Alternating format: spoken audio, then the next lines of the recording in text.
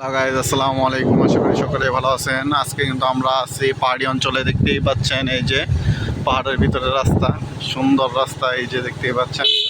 আজকে আমরা চলে যাচ্ছি পাহাড়ি অঞ্চলে।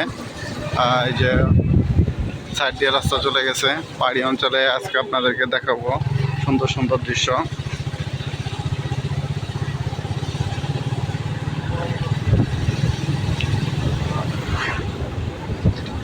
সামনে কিন্তু পাহাড়ি অঞ্চল, এবং পাহাড়ি অঞ্চলে কিন্তু বিভিন্ন ধরনের ফসল চাষাবাদ করা হয়ে থাকে। বিশেষ করে